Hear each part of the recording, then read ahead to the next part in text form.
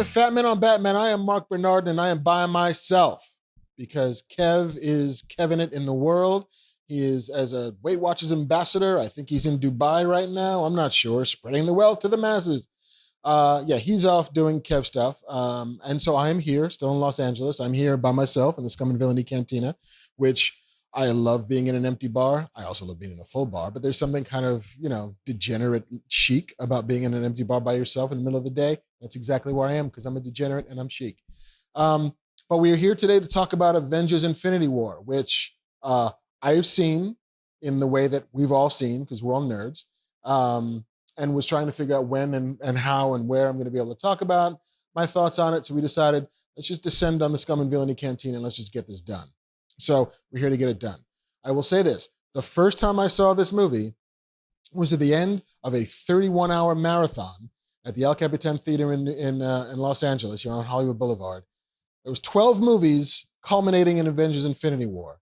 I can't lie to you and say that I wasn't compromised mentally and physically by 31 hours in a movie theater without magic reclining seats and without people bringing you food and beverage on tiny tables and catering to your every need. No, this was a bit of a, if there is a such thing as a movie watching marathon, the kind that makes your nipples bleed, that's what this was. I'm going in there. I am, swear to God. 29 hours. 29 motherfucking hours in that. Whoever you are, if you pray for me. Because, holy shit. Look. Come on. What? And there's a dude in a bike helmet Loki outfit back there. Yep. Just finished Iron Man. We get a 5-minute break between Iron Man and Incredible Hulk. I'm debating whether I'm going to go back in the theater because I got this fancy ass credential thing, which lets me go in and out as I please. I don't know what time it is. 7:45 maybe, almost 8 o'clock. I feel pretty good, I think. Chick-fil-A will help. We just finished Thor, so that's 3 movies down. All right, so that was Captain America, the First Avenger. It is 10:30 something. I don't know, let's see. Yeah, it's a little after 1 a.m., I think.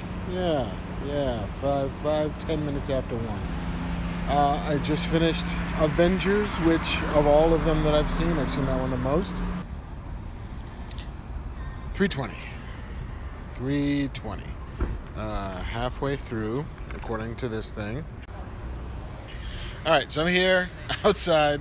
What's your name, man? Hey, I'm Brian. Brian, hi. So we are both doing this stupid fucking marathon that you apparently didn't know about until you caught wind of it. I was afraid there wouldn't be one after Thor didn't have its marathon. And I've been to all of them.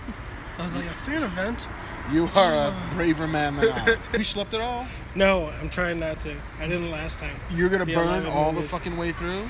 I just keep buying NOS. Wow. You are such a street racer, man. You really are. I never get to a quarter mile. I always stop. I live my life like a block at a time. And I go... What is going on with my brain? Okay, so it's 6:01 a.m. Still haven't really slept, but what are you going to do? We have no options. This is what we signed up for. This is the job, as Cap would say. Yeah, so just finished Doctor Strange. That happened. That is 9 down, 3 to go. 6.5 hours until we get to see fucking Infinity War. All right, so close. So close. We just finished watching Spider-Man: Homecoming. So now, how are you holding up? How's your spine doing? How are your knees doing? Oh man, I've come out for a little bit of an air break after the last 4 movies because my back and my knees are aching. But I think I caught my second win. We're going into Black Panther. That's going to rejuvenate the entire crowd, and then before you know it, it's going to be Infinity War time. And then it's going to be on. It's going to be on. It's going to be paid finally. 11 movies. That's Black Panther. That is what time? 5 o'clock. That is 20. 28 hours in the same movie theater. It's done. 31 hours in that theater over there. God damn it, I need a hug. I had a wonderful time. I met some lovely people, and yeah, I feel like I should get some kind of medal for that endurance test. But by the time I sat through Iron Man and the Incredible Hulk and Captain America, First Avenger, and Thor, and Avengers, and Avengers Age of Ultron, and Civil War, and Guardians of the Galaxy, and Doctor Strange, and Spider-Man Homecoming, and Black Panther, by the time we get to Avengers Infinity War, your brain is kind of mushy and a little bit doughy, and you are also physically mushy and a little bit doughy. So I was not quite at my finest for that moment. But and then I saw it again a couple days later after being able to put my body back together, Bionic Man style. And the first experience in seeing it, we were all in that theater just so friggin' jazzed for it. It was a wonderful experience, even though I missed half the movie because so many hoots and hollers and cheers and all of that stuff. By the time I was then able to sit down and focus on it, it is first and foremost a impossibility that this movie even exists at all. The fact that they were able to connect these threads and weave these strands of various story over the 18 movies that exist in the MCU, and make it feel as if like a cohesive whole, able to give every character a moment, able to give every sort of relationship a little room to breathe, and able to put 30 movie stars on screen in the same film is a monumental task. And all parties concerned should just be like back patting themselves because it should not exist. It's remarkable that it exists at all. And the fact that it coheres as a story is also somewhat impossible given all of those things you need to feed into. But I was a little bit kind of teed up for this I went to the Avengers Junk and I got to interview the writers, and they told me that the main character of this movie is Thanos. And they were able to decide who gets the most shine, who gets the most light in this film by how they intersected with Thanos. And so that for me was the key for unlocking the process for them writing it. And it was the key for me in unlocking the process while watching it. Because the first 40 minutes of this movie are kind of emotionally distant because you're not spending any real time with the characters that you've come to know and love. You're spending, a little bit of time with Doctor Strange and Wong, and there's Bruce Banner, and then that keys you into Tony Stark and Pepper, and then you're kind of bouncing into Scotland and you're seeing Vision and Scarlet Witch, but you're not really in any of those stories. Those stories are not what it's about. It's about Thanos and his quest for the gems. And it takes a little while for you to kind of calibrate your mind to that. And, the good stories, every story teaches you how to ingest it as it goes. Like The Wire was fundamentally unlike any other TV show that came before it. And it was a little off-putting at first, but it teaches you how to roll with it. Like the narrative, part of narrative's job is to teach you how to ingest the narrative. Shakespeare is meant to be heard and not read. And when you hear it, it makes sense in a way that it doesn't on the page. And I feel like once you start to live in the rhythms of Infinity War, it starts to make more sense. You start to realize that, no, we're following Thanos. It's Thanos' quest. It's his narrative that we're watching. And so the emotional core of this movie is about Thanos, and it's not about our heroes. And so that took a little while to kind of get used to, but I always at this movie kind of felt myself at a little bit of like an emotional distance because, and by the way, we're going to spoil some shit. I mean, it's been a week. It's been longer than that. Who knows when you're going to get to watch this, but if you haven't seen it by now, I don't know what you're waiting for other than maybe like infirmity or something. But given the box office, the highest opening movie of all time, the most domestic weekend, that it smashed almost every record and every expectation as it went along the way. But we're going to spoil some stuff. What this movie is fundamentally about is Thanos putting together his magic gauntlet and disappearing half of the cosmos, killing half of everybody in order to make balance. And to do so, he's got to give up the thing that he loves the most, which we're being told is Gamora. And then to stop him, the plan to stop him, which we never get the totality of, but it hinges upon everybody dying, but also Star-Lord, Chris Pratt's Peter Quill, not fucking up that plan, which he does in grand fashion. So much of that idea, the whole idea that, you know, all of the space Avengers have to deal with Thanos on the planet Titan, and the plan is going incredibly well. That they've managed to confuse him and tie him down, and then Mantis is on his head and she's putting him to sleep, and all they have to do is pull the gauntlet off, and then all of this crisis is averted. And all that Peter Quill has to do is not fuck that up. We're being told that he does fuck it up because he discovers that Gamora is dead, and that throws him off to the point where he's got to punch Thanos in the face, which then kicks Mantis off his head, and then the trance is lifted, and every bad thing happens from there. But I never quite bought the relationship between Gamora and Peter Quill as such a deep bonded one that the discovery of her death would throw him off to that serious of a level. And the Guardians movies haven't done that. I mean, the first movie is, they're all joining together as a family, but that is not necessarily a romantic family. He fancies her. She might have a little like desire for dalliance with him, but it's never like Princess Buttercup and the Dread Pirate Wesley. It's not like the love that was fated to survive. It was never the, you know, we are together a bonded unit that can never be pried asunder. It is, hey, she's really cute. I'd like to tap that. And she's like, you're an annoying Earth person who seems to like classic rock a little bit too much. The second movie is, oh, hey, maybe there's a little bit of a flirty attraction here, but Peter Quill can't even admit that he has love feelings for her, even though we know he does. But they are not together as a couple. They are still, you know, co-workers who have feelings for each other. So by this movie, we are supposed to believe that they are the great love of the Marvel Universe, and that because that love is broken, we can set the world on fire and kill half of everybody. And I just never quite bought that.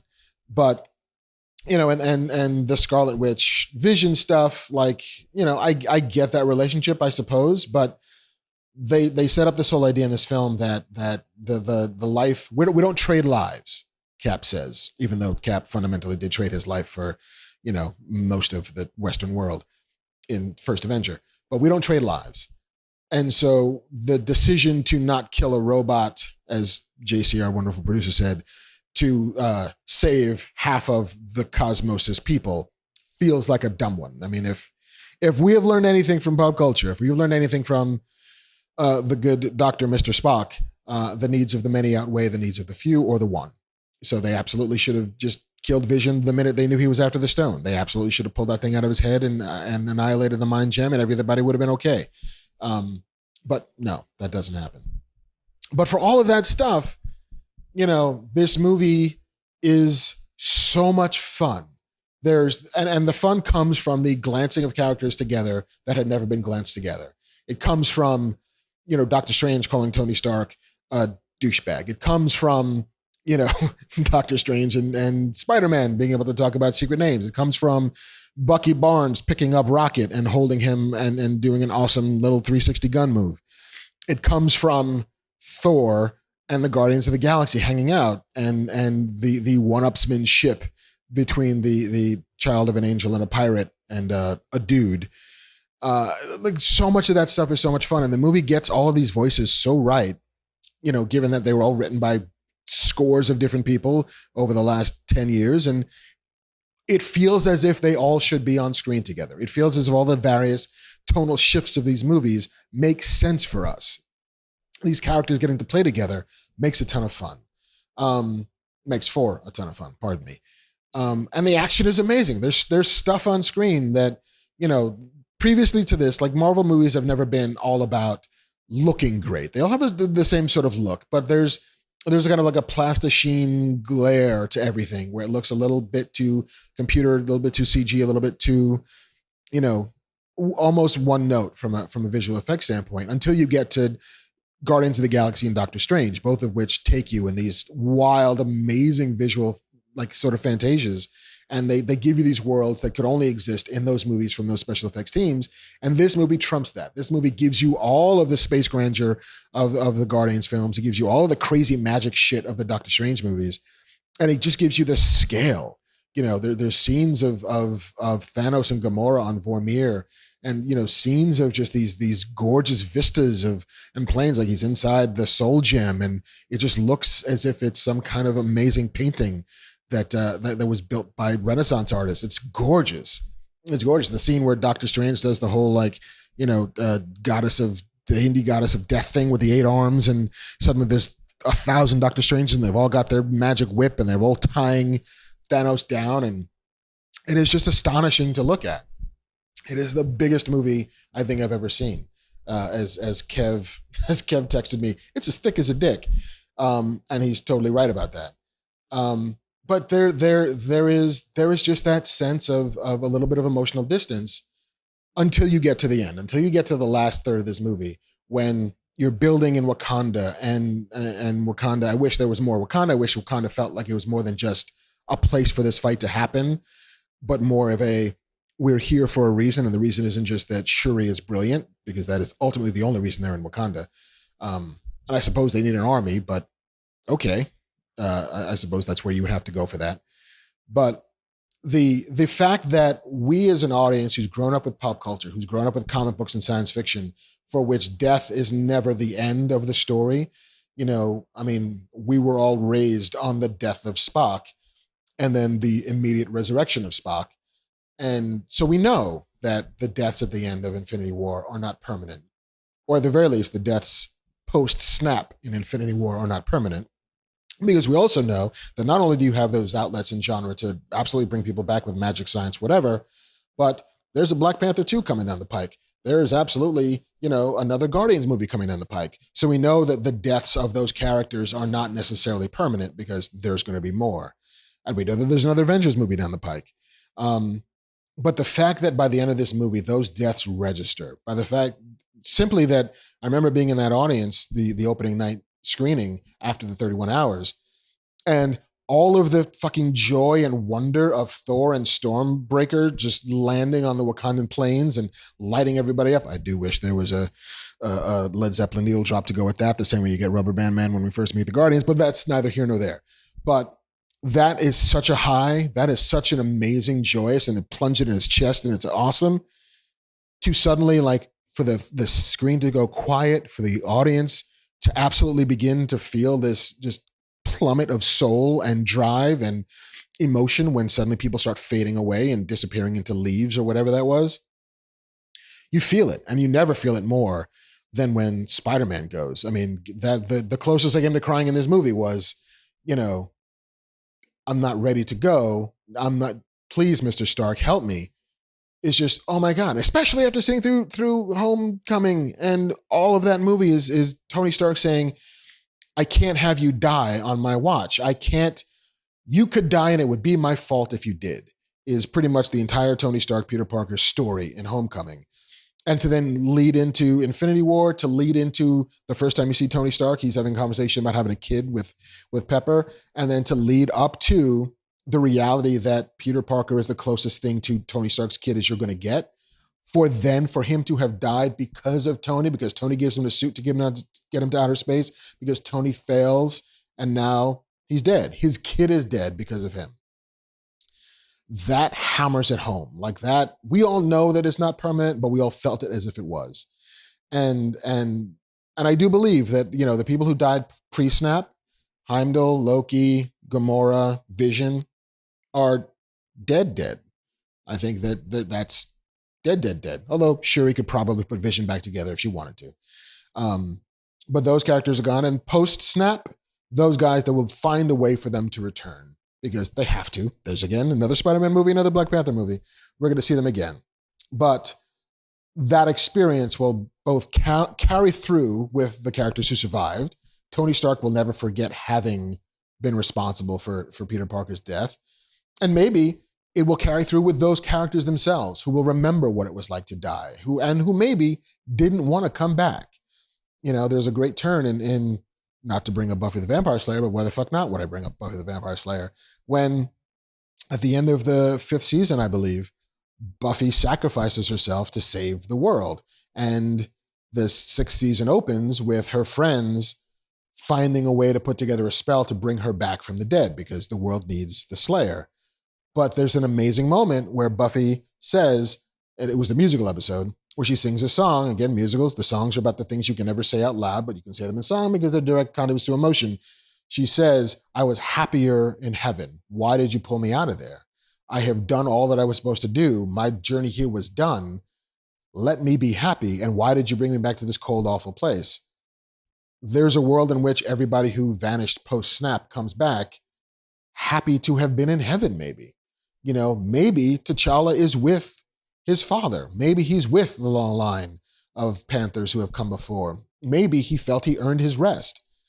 I mean, granted, we only saw him be king for like a movie and a half, but that's neither here nor there. Nor would he, maybe if there was a vote for like king of Wakanda, would he win it, given that he just opened the doors and, well, he did some not quite awesome shit for Wakanda because, again, those deaths pre-snap are real deaths.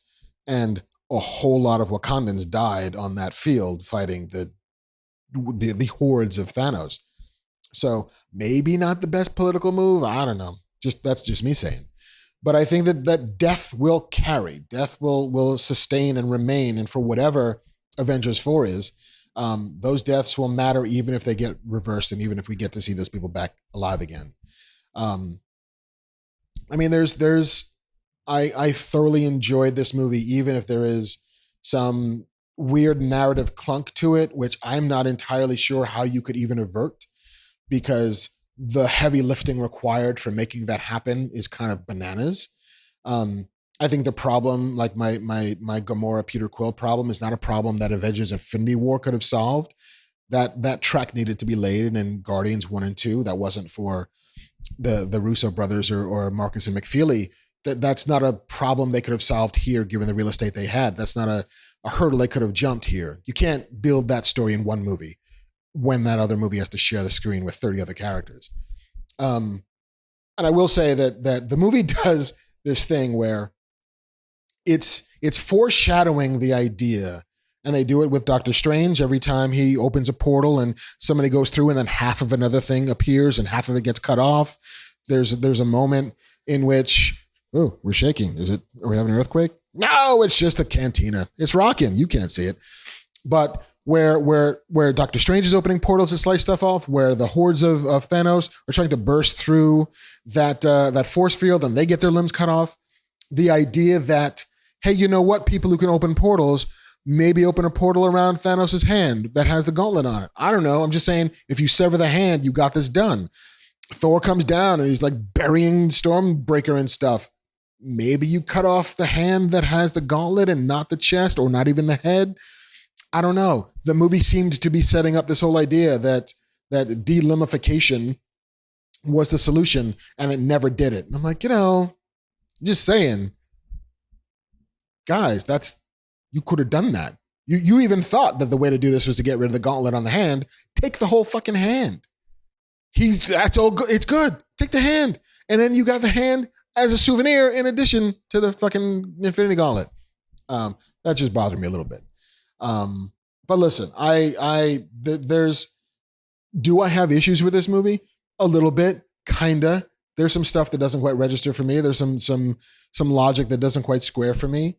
But I also, again, the titanic task of putting this together is one that I can't possibly fathom, nor do I know off the top of my head how you would fix.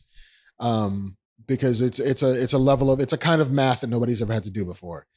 And so the fact that it exists, the fact that it works, the fact that there's emotional payoff in any of it, the fact that it's funny, the fact that it's full of action, the fact that it gives you a thing you never knew you wanted as much as you actually wanted it, and it made it as close to being a narratively fulfilling experience as it did, is mind-boggling to me. I've seen it twice. I'm probably going to see it a couple more times because I'm that guy. Because we're all that guy. Let's just be honest. But yeah, I mean, Infinity War. It is a spectacular. It's a spectacular. No two words in the vernacular can rhyme quite that way. I can't say that I loved it, but I really, really, really liked it. Maybe love will come over time. Maybe love will come once we get the second half of it, and we can realize the totality of how this narrative works, because it's the first part of a two-piece play. And if you only get the first act, you don't get the second act, you don't know what they were aiming for. And it's a tragedy. It's the tragedy of the Marvel Universe. And I just want to see how they pull us out of this particular dive. So that is my take. Maybe the next time Kevin and I get together, which looks like it's going to be next weekend, the 13th or the 12th? The 12th at the Northern Fan Con in Prince George, British Columbia. We will, for the first time, be in the same place at the same time with microphones in front of us, and we'll talk about Infinity War then. I'll probably have seen it again by that point, and so together we'll get into it. And then once we get back in the cantina for real with the crowd and the people, there will be much more news and much more views to have on stuff. But for now, that is my take on Avengers Infinity War. That is my take on the movie that's breaking every record. That is my take on the first half of the culmination of the story they've been telling since Iron Man 1 in 2008. I dug it. What's not to dig? What's not to dig? I want a little bit more emotional connection, a little bit less, characters doing like daffy things for reasons that don't seem quite right.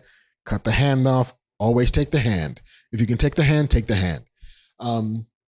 But yeah, man, there are not a lot of holes I can blow in the broadsides of this thing. Primarily because I have no idea how you build this thing. But yeah, so that is it for this episode of Fat Man on Batman. I am Marc Bernardin by myself, spreading out, man. It's like sleeping in a king bed by yourself in a hotel. I'm just gonna roll over, maybe fart on that side of the cushion. It's all good. But we will see you soon, I hope. Same bat time, same bat channel. YouTube.com, Kevin Smith, smodcast.com. Peace, love, and chicken grease, y'all. I'll see you soon.